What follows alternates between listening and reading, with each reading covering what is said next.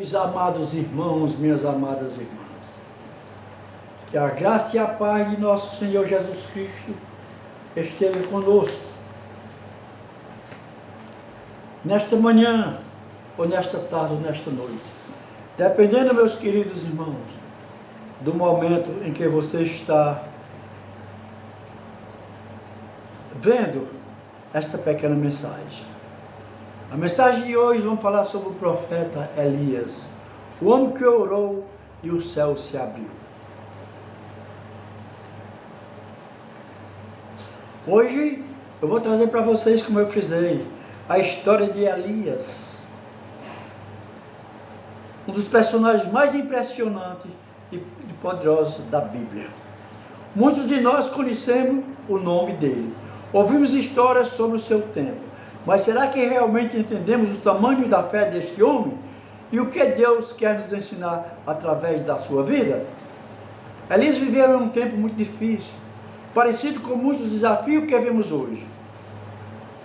Ele viveu no reino de Israel, durante o reinado do rei Acabe e da rainha Jezabel.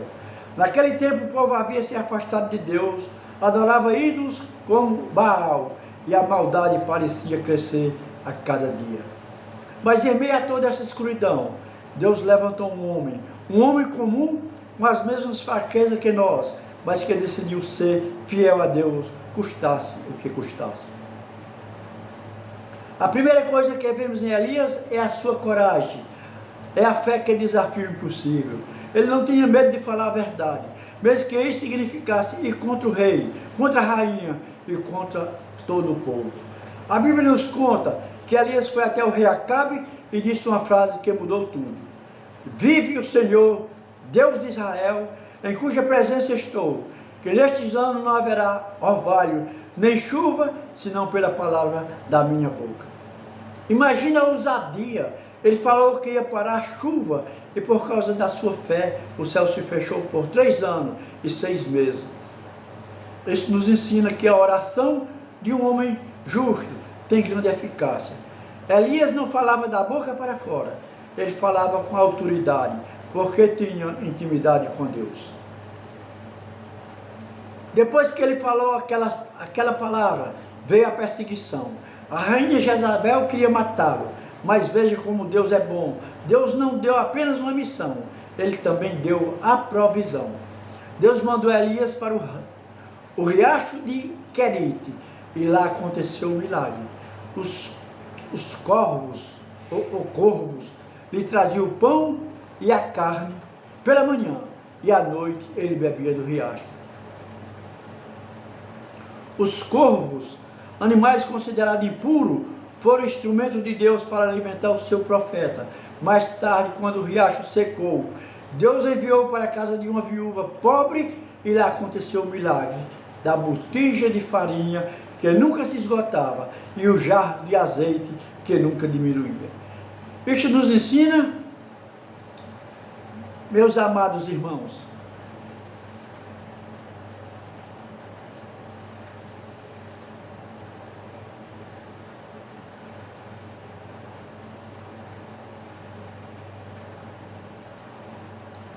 que quando estamos no centro da vontade de Deus, não importa a crise, não importa a seca espiritual ou financeira, Deus tem uma forma de nos sustentar. Ele é o Deus que provê. O ponto alto da história de Elias é no Monte Carmelo. Depois de anos de seca, Elias desafia os profetas de Baal. Ele propõe um teste. Aí é chamado confronto no Monte Carmelo. Até quando vocês vão de costear entre dois pensamentos? Se o Senhor é Deus, andai após ele, mas se Baal, andai após ele. Eles prepararam 2 altares. Os profetas de Baal gritaram, se cortaram, dançaram o dia todo, e nada aconteceu. Depois veio Elias, ele consertou o altar que estava quebrado, preparou o sacrifício, molhou a lenha e a madeira 3 vezes, para que não restasse dúvida de que seria obra de Deus. Ele orou uma oração curta, mas cheia de poder. Responde-me, Senhor, responde-me, para que este povo conheça que Tu és o Senhor Deus. Imediatamente o fogo do Senhor caiu do céu, consumiu o sacrifício, a lenha, as pedras, a água, tudo. O povo, vendo aquilo, caiu com o rosto em terra e gritou: o Senhor é Deus, o Senhor é Deus. Meus irmãos, que lição quando nós nos apresentamos diante de Deus com o coração sincero, o inimigo não tem força, o fogo de Deus sempre cai. Agora um ponto muito importante para nós. Temos que entender que Elias era um homem sujeito aos mesmos sentimentos que nós. Depois desta grande vitória no Monte Carmelo, ele recebeu uma ameaça da rainha Jezabel. E ele teve medo. Ele fugiu, foi para o deserto. E chegou a dizer: basta agora, Senhor, tira a minha vida, pois não sou melhor que os meus pais. Ele ficou cansado, ficou deprimido, sentiu sozinho. Ele pensou que era o único que restara fiel a Deus. Mas Deus foi tão misericordioso com ele. Deus não repreendeu. Deus mandou anjos para alimentá-lo. Deus deu-lhe descanso e depois levou ao monte Horebe. Lá Deus mostrou que ele não estava no vento forte, nem no terremoto, nem no fogo, mas sim numa voz mansa e delicada. Deus lembrou a Elias que ele não estava sozinho. Ainda deixei em Israel 7.000 homens que não dobraram o joelho diante de Baal. Isto nos serve de grande conforto. Nós também temos dias de cansaço, dias de medo, dias em que pensamos que não vamos aguentar. Mas saiba, Deus entende a sua fraqueza. Ele não te rejeita quando você está cansado. Ele vem renovar as nossas forças. A história de Elias termina de forma única na Bíblia. Ele não morreu como os outros homens, transportado num carro de fogo, com um cavalo de fogo. Ele subiu ao céu num redemoinho. Ele foi levado vivo para a presença de Deus. E sua missão não terminou lá. A Bíblia diz que ele voltará nos últimos tempos para preparar o caminho do Senhor. Irmãos, a vida de Elias nos ensina que Deus usa pessoas comuns para fazer obras extraordinárias. A oração tem poder para mudar a história. Mesmo os maiores gigantes da fé têm seus momentos de fraqueza, mas Deus é o nosso refúgio, a nossa força, a nossa fortaleza. A fidelidade a Deus sempre vale a pena até o final.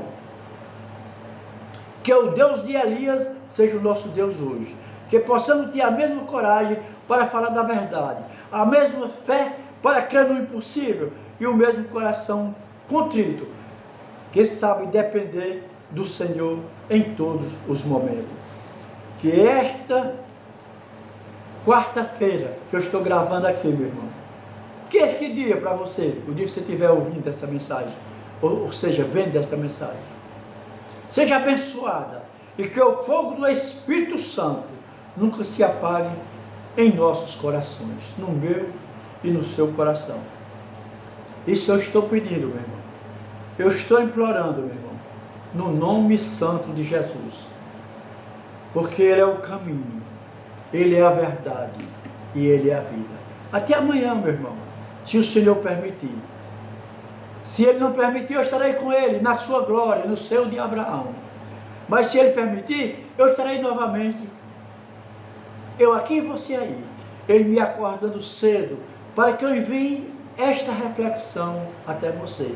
Ele acordando para que você escute um pequeno trecho, um pequeno versículo, uma pequena reflexão, para ter um dia mais abençoado. No nome de Jesus. Amém.